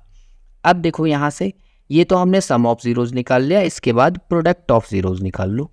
तो प्रोडक्ट ऑफ ज़ीरोज़ क्या होता है भाई, शायद आपको याद होगा वो c अपॉन a होता है, और c अपॉन a हम कैसे निकालेंगे, प्रोडक्ट कर लो, एक तो अल्फ़ा था और दूसरा क्या है 6 अल्फ़ा, और दोनों का इंटू करके c अपॉन a आ रहा है, यानी कि 8 अपॉन k आ रहा है, और फिर इसको सॉल्व करो आगे। तो यहाँ से हमें क्या मिल जाएगा, α² into 6 equals to 8 upon k। ठीक, इतना करने के बाद आप एक बात बताओ मुझे कि क्योंकि मेरे पास अल्फ़ा की वैल्यू ऑलरेडी है, तो क्या मैं इस अल्फ़ा की जगह नहीं रख सकता? तो इस वाली वैल्यू को यहाँ से उठाओ और इस वाली इक्वेशन में यहाँ पर पुट कर दो। तो कैसे इसको सॉल्व करेंगे, देखो यहाँ से हो जाएगा 2 अपॉन k का whole square into 6 equals to 8 upon k। ठीक, इस वैल्यू को आगे जब आप सॉल्व करोगे तो ये हो जाएगा 4 upon k² into 6 equals to 8 upon k। ठीक, इस वाले k से एक k कैंसिल आउट हो जाएगा और 4 से इसको कट कर लो 2 टाइम्स, तो फाइनली ये आपको क्या मिलने वाला है, 2 से ये 3 टाइम्स कट जाएगा, मतलब k equals to 3।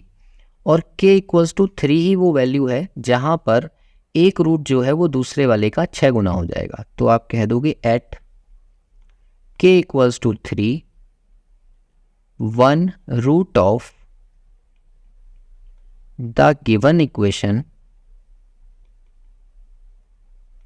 Is 6 times the other.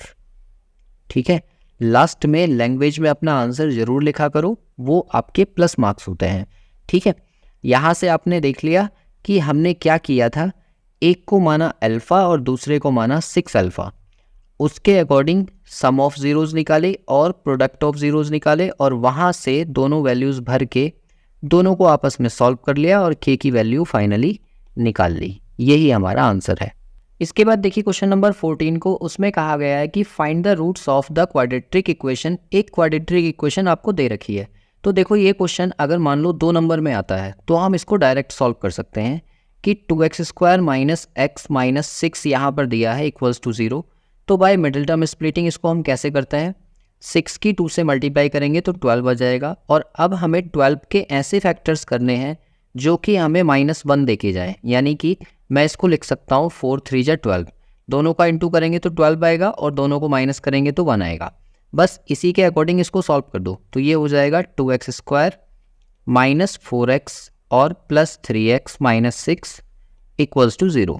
दोनों में से कुछ कॉमन आ जाएगा तो 2x मैंने कॉमन ले लिया, यहाँ से बचेगा x माइनस 2 और प्लस यहाँ से 3 कॉमन ले लो तो ये x माइनस 2 इक्वल्स टू 0। ठीक है, यहाँ से ये टर्म बन जाएगा आपका 2x प्लस 3 और जो दोनों में कॉमन है उसको हम एक बार लिख लेंगे इक्वल्स टू 0। अब इसके नीचे अगर हम इसको लिखें कि if 2x plus 3 equals to 0, यानी कि पहला टर्म अगर 0 के बराबर होगा तो 2x इक्वल्स टू -3 या फिर x इक्वल्स टू हो जाएगा -3/2। तो पहला जो रूट है वो तो हमारा ये आ गया। और फिर इसके बाद अगर हम दूसरे को 0 करें, if x minus 2 equals to 0 then x equals to कितना आ जाएगा 2। ये आ गया दूसरा आंसर। तो लास्ट में आप लिख दोगे कि therefore roots of given quadratic equation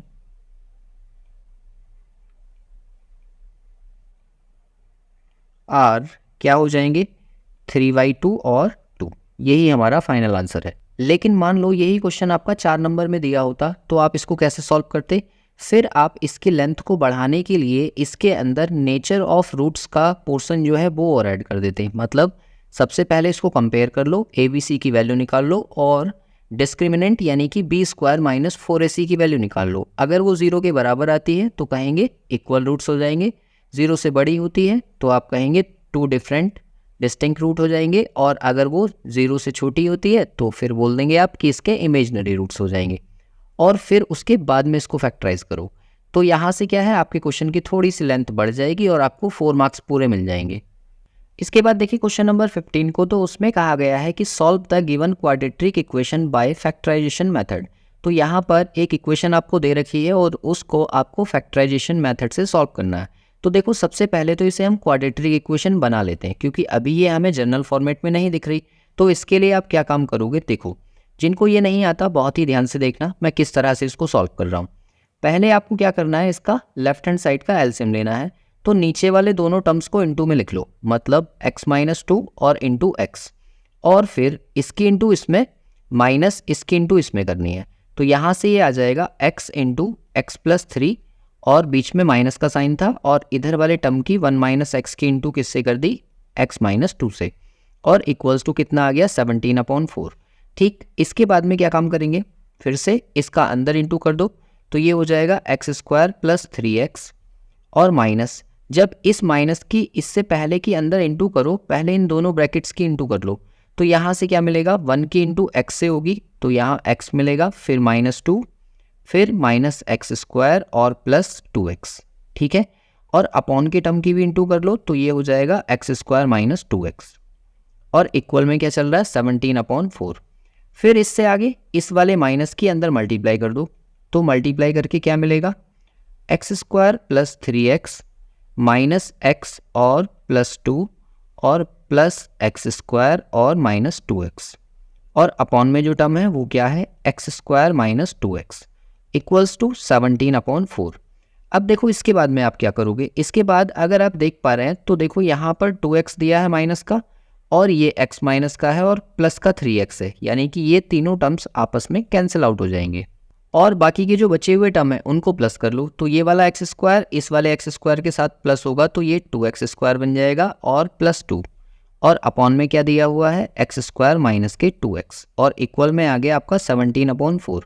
अब आपको क्या करना है, इन दोनों की कर लो क्रॉस मल्टीप्लाई।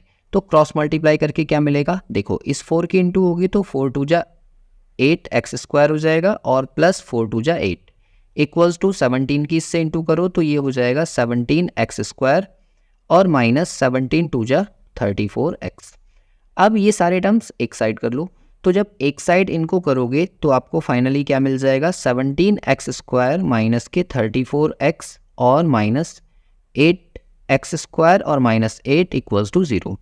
अब आप इसको सॉल्व करो तो 17 में से 8 माइनस कर लेंगे तो यहाँ से बच जाएंगे आपके 9x स्क्वायर, तो ये 9x स्क्वायर हो गया, और माइनस के 34x और माइनस 8 इक्वल्स टू 0।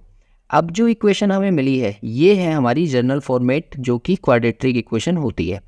अब इसके बाद में क्या करना है, इसको करना है फैक्टराइज। तो फैक्टराइज कैसे करेंगे, पहले 8 की इंटू करेंगे 9 से तो वो आएगा 72, और 72 के ऐसे फैक्टर्स जो हमें 34 दे जाएं तो वो क्या क्या हो जाएंगे, यहाँ से आगे लिखेंगे हम 9x स्क्वायर माइनस 36x और प्लस 2x और माइनस 8 इक्वल्स टू 0।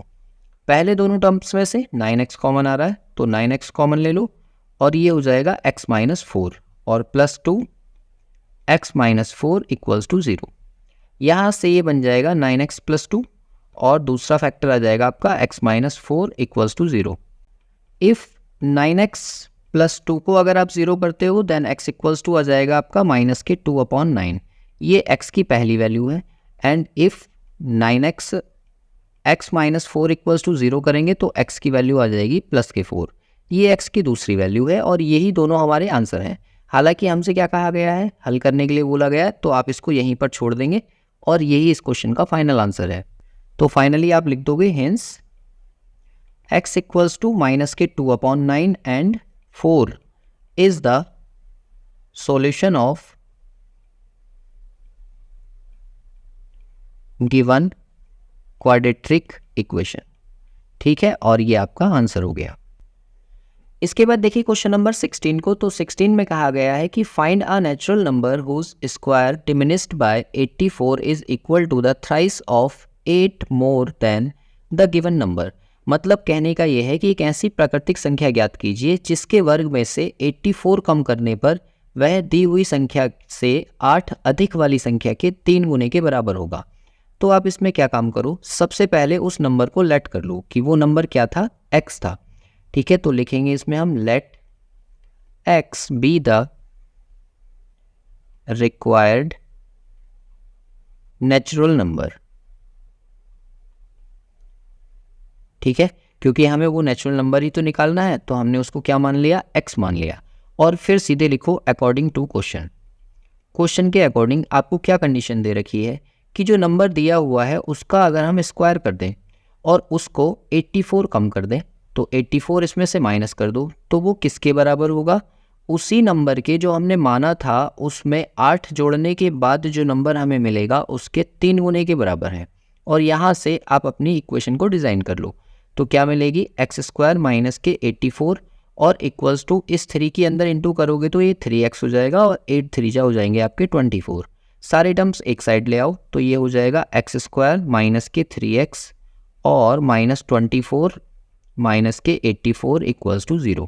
अब ये टर्म्स तो प्लस हो जाएंगे तो यहाँ से क्या मिल जाएगा, एक्स स्क्वायर माइनस के 3x और माइनस 108 इक्वल्स टू 0। यही है वो हमारी क्वाड्रेटिक इक्वेशन जिसको हमें फैक्टराइज करना है।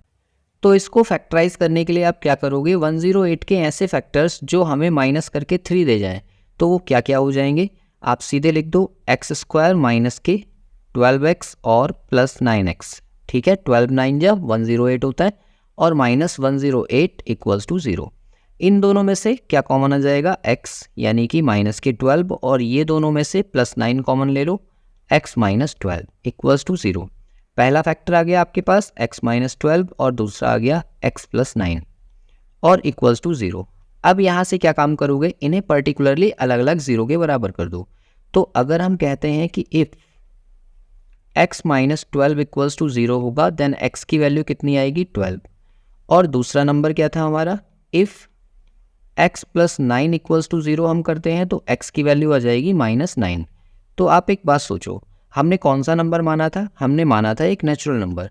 तो नेचुरल नंबर हमारा कौन सा होगा 12, तो इस वाले को हम नेगलेक्ट कर देंगे। ठीक है, ये नेगलेक्ट हो गया और फाइनली आंसर लिख दोगे आप, hints the required natural number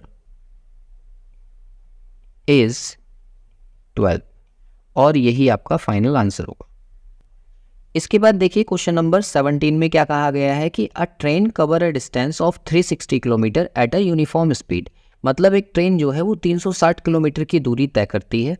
had a speed of been 5 kilometre per hour more. अगर उसकी चाल 5 किलोमीटर प्रति घंटा अधिक होती, it would have taken 48 minutes less for the journey. तो वो अपनी यात्रा को पूरा करने में कितने मिनट कम लेती, 48। तो find the original speed of the train. तो स्पीड उसकी आपको निकालनी है। तो आप सबसे पहले क्या काम करो, लेट कर लो कि ट्रेन की जो स्पीड है वो क्या है, x है। तो let x kilometre per hour be the speed of train. ठीक है, माना ट्रेन की जो चाल है वो कितनी है, x किलोमीटर पर आवर। तो अब आप लिखो अकॉर्डिंग टू क्वेश्चन। तो अकॉर्डिंग टू क्वेश्चन में हम क्या लिखेंगे, टाइम का जो डिफरेंस आ रहा है वो हमारे पास कितना आ रहा है 48 मिनट। और हमारे पास एक फॉर्मूला होता है कि टाइम इक्वल्स टू कितना होता है, डिस्टेंस अपॉन स्पीड। ठीक है, ये हम पहले से पढ़ते आए हैं। तो इस वाले फॉर्मूले की हेल्प से हम बनाते हैं इक्वेशन अकॉर्डिंग टू क्वेश्चन करके। तो अकॉर्डिंग टू क्वेश्चन कैसे करेंगे, देखो पहली बार में जो डिस्टेंस है वो कितनी है 360 किलोमीटर, और वो किस स्पीड से ट्रेवल हो रही है, x से। और फिर कह रहे हैं दूसरी बारी में जो हम कर रहे हैं वो कितना है 360 किलोमीटर ही है, और उसको हम क्या कर रहे हैं 5 किलोमीटर बढ़ा दिया गया है। तो स्पीड अब कितनी हो जाएगी x प्लस 5। और कह रहे हैं इन दोनों के जो टाइम का डिफरेंस आएगा वो कितना आएगा 48 मिनट्स आएगा। अब याद करो हमने ये काम जो कर रहे हैं वो किस में कर रहे हैं, आवर्स में। तो हम 48 को 60 से और डिवाइड कर देंगे ताकि ये भी आवर्स में कन्वर्ट हो जाए, और सिर्फ कॉमा लगाकर ये लिख देंगे कि क्योंकि हमारे पास फॉर्मूला होता है कि time equals to distance upon speed. अब जो ये इक्वेशन आई है इस इक्वेशन को आपको सॉल्व करना पड़ेगा। तो इस इक्वेशन को सॉल्व करने के लिए आप क्या करोगे, सबसे पहले आप 360 को कॉमन ले लो। तो ये आ जाएगा 1/x माइनस 1/x प्लस 5 और इक्वल्स टू 48/60।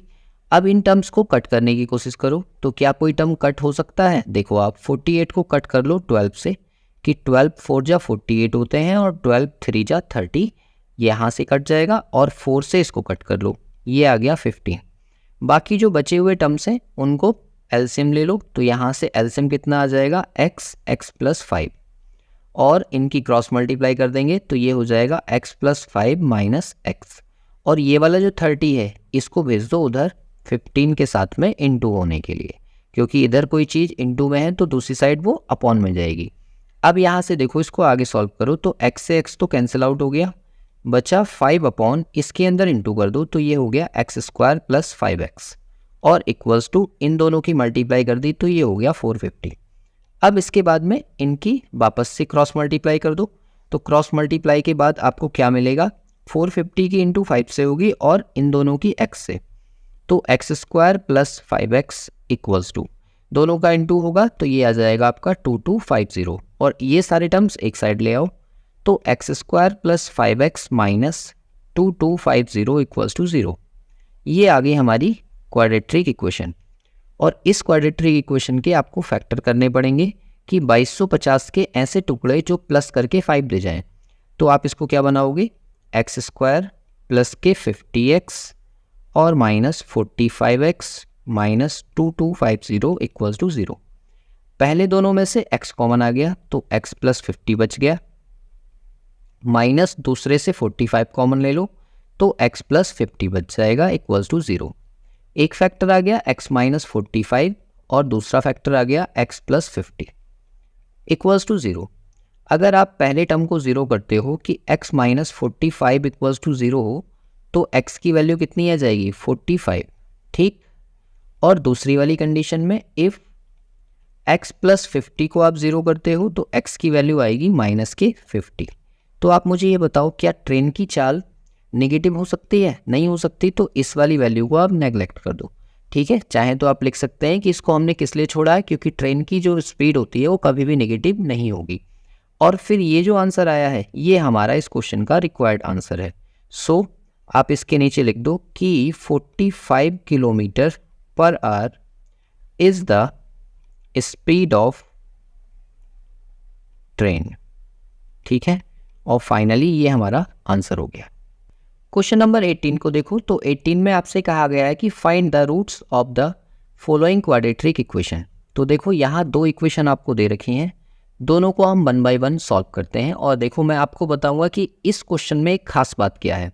देखो जैसे पहला वाला क्वेश्चन है, आपको सब लोगों को बहुत डर लगता है कि भाई रूट नहीं आना चाहिए क्वेश्चन के अंदर। अब यहाँ पर रूट की वैल्यू दी है और कई सारे बच्चे आप में से ऐसा काम करते हैं कि जैसे ही वो रूट देखेंगे तो उसके अंदर क्वाड्रेटिक फॉर्मूला लगा देंगे, लेकिन ये आपकी गलती भी हो सकती है। क्यों? देखो इस क्वेश्चन को अगर मैं सॉल्व करने की कोशिश करूँ पहले वाले को, तो पहले वाले में आप देखो यहाँ से आएगा एक्स स्क्वायर और ये x और ये माइनस के अंदर इंटू कर दो तो ये बन जाएगा माइनस के √3x और minus x plus √3 equals to 0। मैंने यहाँ पर कुछ नहीं किया है, सिर्फ और सिर्फ ब्रैकेट को खोला है जो मिडिल में है। और देखो पहले वाले दोनों में से ना x कॉमन आ जाएगा तो ये x माइनस √3 बचेगा, और दूसरे वाले में से -1 कॉमन ले लो तो ये x माइनस √3 बचेगा और इक्वल्स टू 0। तो यहाँ से ये बन जाएगा x माइनस 1 और ये बन जाएगा x माइनस √3 इक्वल्स टू 0। और फिर if x minus 1 equals to 0 then x equals to plus का 1, ये पहली वैल्यू आ गई। और if x minus √3 equals to 0 then x equals to plus का √3, ये दूसरी वैल्यू आ गई। और देखो हमने मिडिल टर्म स्प्लिटिंग से इस क्वेश्चन को कितनी जल्दी सॉल्व कर लिया। लेकिन अगर इसी में आप लगाते बाय क्वाड्रेटिक फॉर्मूला तो देखो आपको कितनी देर लग सकती थी। अब मैं इसको सॉल्व कर रहा हूँ क्वाड्रेटिक फॉर्मूले से, और क्वाड्रेटिक फॉर्मूले से सॉल्व करने के लिए मुझे इसे कंपेयर करना पड़ेगा सबसे पहले जनरल इक्वेशन से। तो सबसे पहले आप लिखो compare with general equation ax² plus bx plus c equals to 0। We get, अगर कंपेयर हम करते हैं तो हमें क्या मिलेगा, a की वैल्यू आ जाएगी आपकी 1 और b की वैल्यू आ जाएगी जितनी ये पूरी दी हुई है, इसको पूरे को लिख लो, ये हो गया। और c की वैल्यू कितनी हो जाएगी √3। और ये वैल्यूज़ निकलने के बाद आप क्या निकालते हो, d निकालते हो। तो d की जो वैल्यू होती है वो होता है b² माइनस 4ac। अब इसकी वैल्यू निकालो, इक्वल के नीचे इक्वल, ये आ गया माइनस √3 प्लस 1 और इसका स्क्वायर है यहाँ पर, और माइनस 4 इंटू ए की वैल्यू है 1 और सी की वैल्यू है √3। तो फाइनली इसको सॉल्व करो, तो जब आप नेगेटिव वैल्यू का स्क्वायर करोगे तो वो पॉजिटिव हो जाएगी, और बाकी के बचे हुए में a प्लस बी का होल स्क्वायर लगा दो तो ये हो जाएगा a² प्लस b² और प्लस 2ab, ठीक है। और माइनस यहाँ से बन जाएगा 4√3। अब इसको जब आप आगे सॉल्व करोगे तो ये तो हो गया 4 और माइनस 2√3, यहाँ से हमारी d की वैल्यू आ गई। या फिर हम ये भी बोल सकते हैं कि b² माइनस 4ac की जो वैल्यू आ गई वो 4 माइनस 2√3 आ गई। ये मैंने ऐसे इसलिए लिख ली क्योंकि आगे हम इसको सॉल्व करने वाले हैं, और क्योंकि ये वैल्यू कैसी है, बड़ी होगी 0 से। सो इसके आपको ये तो पता चल ही गया है कि 2 रूट्स होंगे, तो 2 डिफरेंट रियल रूट्स एक्सिस्ट, ठीक है, कि इसके 2 डिफरेंट रियल रूट्स तो जरूर होंगे। अब देखो इनको हम निकालने की कोशिश करते हैं, तो निकालने के लिए मैं यूज कर रहा हूं बाय क्वाड्रेटिक फॉर्मूला। तो यहां लिखेंगे बाय क्वाड्रेटिक फॉर्मूला, और उससे आपको क्या मिलता है, x इक्वल्स टू माइनस के b plus minus √b² minus 4ac upon 2a, यही तो फॉर्मूला है। अब इस फॉर्मूले में ना वैल्यू भरो तो क्या मिलेगा आपको, देखो पहले आप भरोगे b की वैल्यू तो ये आ जाएगा आपके पास √3 प्लस 1, जो यहाँ का माइनस था और यहाँ का माइनस दोनों हो गए प्लस, ठीक है। और प्लस माइनस अंडर रूट। जब आप निकाल चुके हो बी स्क्वायर माइनस 4ac की वैल्यू, तो यहीं से उठाकर उसको रख दो कि ये आ गया 4 माइनस 2√3 और अपॉन में कितना है 2 इंटू ए की वैल्यू कितनी थी 1, तो यहाँ पर 1 रख दो। ये x की वैल्यू हमारी आ गई। हमने कुछ नहीं किया है, सिर्फ और सिर्फ वैल्यू भरी है। अब देखो इसके बाद यहाँ से ना स्टार बनाना, क्योंकि आप फंस जाओगे अक्सर यहाँ पर आकर। जो पहला टर्म था वो तो ऐसे ही रहेगा √3 + 1। अब प्लस माइनस ये जो वैल्यू है इसे रूट से बाहर मुझे निकालना है, तो रूट से बाहर निकालने के लिए जो अंदर लिखी हुई वैल्यू है ना उसका स्क्वायर बना लो। तो इसका स्क्वायर बनाने के लिए इस वाले 4 को ब्रेक कर लो। तो 4 को ब्रेक कैसे करोगे, स्क्वायर रूट ऑफ इसे 3 + 1 लिख लो और माइनस का 2√3 ऐसे रहने दो और अपॉन में जो 2 है उसको भी ऐसे रहने दो।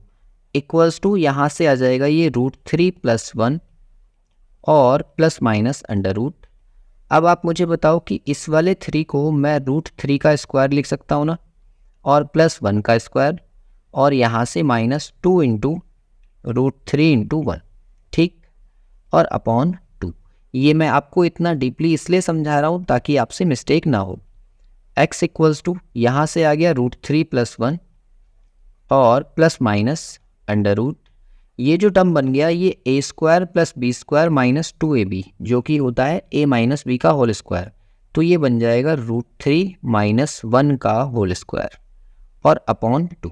ठीक, यहाँ पर आकर आप क्या काम करोगे कि ये जो रूट है ये इस 2 से कैंसिल आउट हो जाएगा और फाइनली अब रूट हट चुका है। तो इसे आगे कैसे सॉल्व करेंगे, x इक्वल्स टू यहाँ से आ जाएगा ये √3 + 1 और बीच में क्या है प्लस माइनस, यहाँ से आ जाएगा ये √3 - 1, ठीक, क्योंकि हमने रूट से रूट स्क्वायर से रूट कैंसिल आउट कर दिया और अपॉन में क्या दिया हुआ है 2। तो यहाँ से पहले पॉजिटिव साइन ले लो, तो इसको लिखेंगे हम टेकिंग पॉजिटिव, और पॉजिटिव लोगे तो x की वैल्यू कितनी आ जाएगी √3 + 1 और प्लस √3 - 1 अपॉन 2, और -1 + 1 कैंसिल आउट हो जाएंगे, दोनों प्लस हो जाएंगे, तो ये हो जाएगा 2√3 अपॉन 2।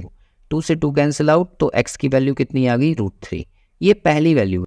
और इसके बाद ले लो आप नेगेटिव साइन, तो ये आ जाएगा टेकिंग नेगेटिव साइन। तो नेगेटिव साइन में x की वैल्यू कितनी आ जाएगी, x equals to √3 + 1 minus √3 + 1 upon 2। √3 से √3 कैंसिल आउट हो जाएगा, तो x इक्वल्स टू हो जाएगा ये 2 अपॉन 2। 2 से 2 कैंसिल आउट, यानी कि x इक्वल्स टू 1। अब देखो आप यहाँ से खुद समझ पाए होगे कि जब हम बिना देखे बिना सोचे सीधे से सीधे क्वाड्रेटिक फार्मूला अप्लाई कर देते हैं तो हमें कितनी देर लग सकती है। लेकिन इस क्वेश्चन को करने के लिए मैं आपको बताता हूँ कि अगर ये 1 नंबर में आता है तो आप इसको ऐसे ही सॉल्व करो जैसे मैंने पहले सॉल्व करके बताया है, बाय ब्रैकेट खोलने के बाद में सीधे सॉल्व हो जाएगा, ठीक है। और अगर ये 4 नंबर में आता है तो फिर आप इसे क्वाड्रेटिक फार्मूले से सॉल्व करो जैसे कि मैंने आपको यहाँ पर सिखाया है।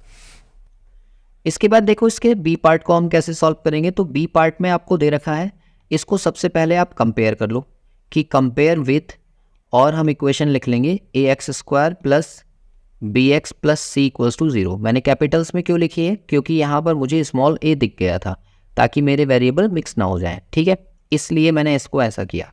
तो a = मेरे पास आ गया 2 और b = आ गया स्मॉल a और c = आ गया -a²। इसके बाद हम क्या करते हैं, हम निकालते हैं d। तो d हमारे पास होगा b² - 4ac। इसमें वैल्यू भरो, तो b की वैल्यू है a² - 4 इंटू a की वैल्यू थी 2 और c की वैल्यू कितनी है -a²। ठीक, अब इसके बाद देखो यहाँ से ये हो जाएगा a² - 4 × 2 = 8a² और ये वाला माइनस इसको कर देगा प्लस, यानी कि ये बन गया 9a²। और यहाँ से ये जो वैल्यू आ गई, क्योंकि आपको पता है ये पॉजिटिव वैल्यू आएगी इसलिए इसके 2 रूट्स हो जाएंगे, आप इसमें लिख सकते हैं। तो इसके बाद मैं सीधे लिखूंगा कि बाय क्वाड्रेटिक फॉर्मूला, ठीक है। और क्वाड्रेटिक फॉर्मूला हमारा क्या कहता है कि x की वैल्यू आपकी आएंगी -b ± under root b² - 4ac upon 2a। मैंने इसको कैपिटल में इसलिए लिखा है क्योंकि वेरिएबल जो माने थे मैंने, कांस्टेंट जो माने थे वो कैपिटल्स में माने थे। अब देखो इसके बाद x की वैल्यू कितनी आ जाएगी, माइनस का b यानी कि माइनस का a, तो -a ± अंडर रूट, और b² - 4ac की वैल्यू हम ऑलरेडी निकाल चुके हैं तो डायरेक्ट रख दो 9a²। और अपॉन 2 इंटू ए की वैल्यू कितनी थी 2। ठीक, सारी वैल्यूज़ मैंने इसमें भर दी और वैल्यूज़ भरने के बाद आगे आप इसको सॉल्व कर सकते हो। तो यहाँ से x की वैल्यू कितनी आ जाएगी, आप देखो माइनस का a है यहाँ पर और प्लस माइनस ये वाली जो वैल्यू है ये सॉल्व होकर 3a बन जाएगी और अपॉन में कितना है 4। अब आप एक बार पॉजिटिव साइन ले लो तो आप लिखोगे टेकिंग पॉजिटिव। अगर आप पॉजिटिव लेते हो तो x की वैल्यू आ जाएगी आपके पास माइनस के a प्लस 3a अपॉन 4, यानी कि x इक्वल्स टू यहाँ से आ जाएगा 2a अपॉन 4। 2 से इसको कट कर लो, यानी कि x इक्वल्स टू आ गया a अपॉन 2। ये पहली वैल्यू है। और फिर एक बार नेगेटिव साइन ले लो तो टेकिंग नेगेटिव। नेगेटिव लेने के बाद में x की वैल्यू कितनी आ जाएगी, माइनस के a और माइनस 3a अपॉन 4। तो फाइनली ये हो जाएगा x की वैल्यू माइनस के 4a अपॉन 4। 4 से 4 कैंसिल आउट हो जाएगा, यानी कि x इक्वल्स टू माइनस के a। ये दूसरी वैल्यू आ गई। ठीक है, तो यहाँ से हमारे पास x की दो वैल्यूज़ आ गई, एक a अपॉन 2 और दूसरी माइनस का a, और यही इस क्वेश्चन के आंसर है। इसके बाद देखिए क्वेश्चन नंबर 19 को, ये फिर से ट्रेन का क्वेश्चन है और ट्रेन का क्वेश्चन मैंने अभी आपको कराया था, उसी तरीके से ये भी सॉल्व होगा। तो देखते हैं इसमें क्या कहा है। A train travel a distance of 480 kilometre at a uniform speed if the speed had been 4 kilometre per hour less. ठीक है, मतलब एक ट्रेन जो है वो 480 किलोमीटर की दूरी तय करती है और अगर इसकी चाल 8 किलोमीटर कम हो जाए तो फिर क्या कह रहे हैं, उसी दूरी को तय करने में 3 घंटे अधिक समय लेगी। ठीक है, then find the speed of the train. तो स्पीड आपको निकालनी है ट्रेन की। तो सबसे पहले आप लेट कर लो कि let x kilometre per hour be the speed of train. ठीक है, मैंने ट्रेन की स्पीड कितनी लेट कर ली, x kilometre per hour let कर ली। और फिर सीधे आप लिखो अकॉर्डिंग टू क्वेश्चन। तो अकॉर्डिंग टू क्वेश्चन आपको पता है कि 480 किलोमीटर वो जा रही थी कौन सी स्पीड से, x माइनस 8 से, और दूसरी कंडीशन में हो गया 480 अपॉन x, और इन दोनों का जो अंतर है वो कितना आ रहा है 3। कहाँ से मैं इसको लगा रहा हूँ, मेरे पास एक फॉर्मूला है, टाइम इक्वल्स टू होता है डिस्टेंस अपॉन स्पीड। ठीक है, और मैं स्पीड को नीचे रख रहा हूँ और टाइम को ऊपर रख रहा हूँ। आप सोच रहे होंगे कि मैंने x माइनस 8 इधर क्यों लिखा है। आप एक बात सोचो, मान लो ये ट्रेन की x स्पीड है और ये x माइनस 8 है, तो अगर ट्रेन स्लो होगी तो टाइम ज़्यादा लेगी कि नहीं लेगी, इसलिए ज़्यादा टाइम वाली वैल्यू इधर रखो और कम टाइम वाली वैल्यू इधर रखो ताकि हम पॉजिटिव वैल्यू ला सकें। तो दोनों का जो अंतर है वो कितना है 3 है। अब देखो यहाँ पर मैंने इसको 60 से डिवाइड नहीं किया, इससे पहला जो क्वेश्चन था वहाँ पर 48 मिनट थे, लेकिन यहाँ पर घंटे हैं। अगर घंटे हैं तो घंटों को हमें चेंज करने की ज़रूरत नहीं है। अब आप इसको डायरेक्टली सॉल्व कर लो। तो सॉल्व करने के लिए पहले 480 को आप कॉमन ले लो, तो ये मिल जाएगा 1 अपॉन एक्स माइनस 8 और minus 1 upon x equals to 3। क्या मैं इस 3 से इसको कट कर दूं, ये आसानी से कट हो जाएगा, कितने टाइम्स 160। और फिर बाकी का ले लो एलसीएम। तो एलसीएम लेने के बाद में ये कितना आ जाएगा, x minus x plus 8 upon नीचे वाले टर्म्स की इंटू हो जाएगी, तो एक्स स्क्वायर माइनस 8x और इक्वल्स टू इधर तो 1 बचा था और ये जो 160 है इसको आप इधर अपॉन में ले आओ, क्योंकि ये इधर इंटू में है तो उधर किस में जाएगा, अपॉन में। अब इसको आगे आप सॉल्व कर लो। तो देखो x से x कैंसिल आउट हो जाएगा, तो बचेगा क्या ऊपर 8 अपॉन एक्स स्क्वायर माइनस के 8x इक्वल्स टू 1 अपॉन 160। दोनों की कर दो क्रॉस मल्टीप्लाई और वहाँ से बना लो एक क्वाड्रेटिक इक्वेशन। तो क्वाड्रेटिक इक्वेशन आपको कैसी दिखेगी, एक्स स्क्वायर माइनस के 8x और इक्वल्स टू 16 की इससे मल्टीप्लाई कर देंगे तो ये 128 0 हो जाएगा। लेफ्ट हैंड साइड में सारे टर्म्स ले आओ, तो x square minus 8x minus 1280 equals to 0। यही हमारी क्वाड्रेटिक इक्वेशन है जिसको हमें करना है फैक्टराइज। तो फैक्टराइज करने के लिए ये दिया हुआ है 1280, इसके ऐसे फैक्टर्स जो हमें कितना दे जाए, माइनस के 8। तो ये फैक्टर्स क्या होंगे, एक्स स्क्वायर और माइनस के 40x और प्लस के 32x और माइनस 1280 इक्वल्स टू 0। दोनों में से कुछ कॉमन आ रहा है तो x माइनस 40 बच जाएगा और यहाँ से प्लस का 32 कॉमन ले लो, x माइनस 40 इक्वल्स टू 0 हो जाएगा। एक फैक्टर बन गया आपका x प्लस 32 और दूसरा फैक्टर x माइनस 40।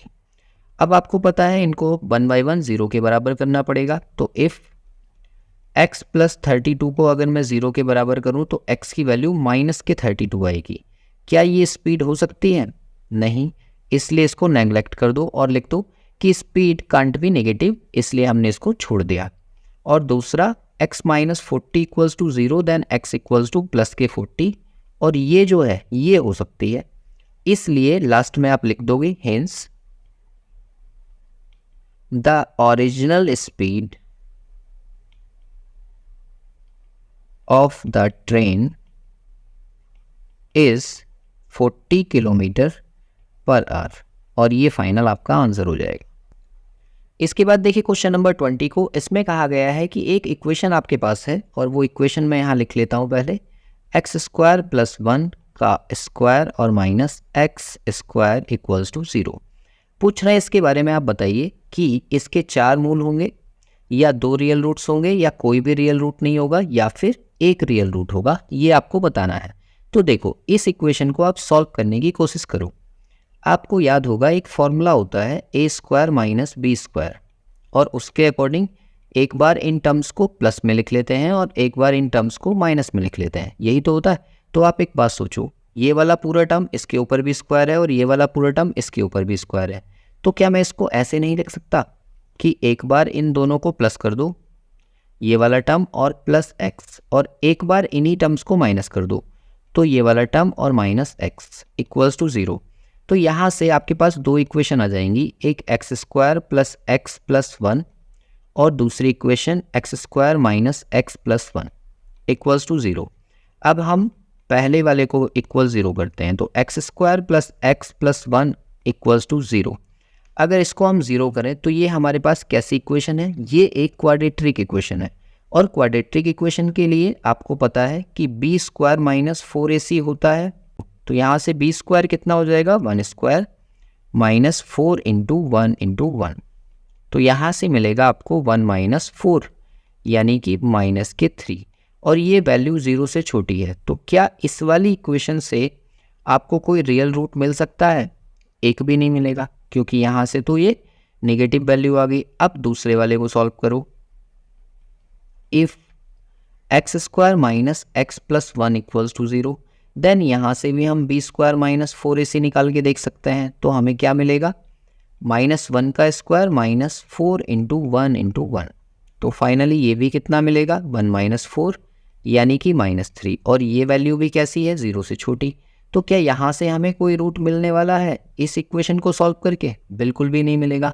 मतलब इन दोनों ही इक्वेशन से हमें कोई भी रियल रूट नहीं मिलेगा।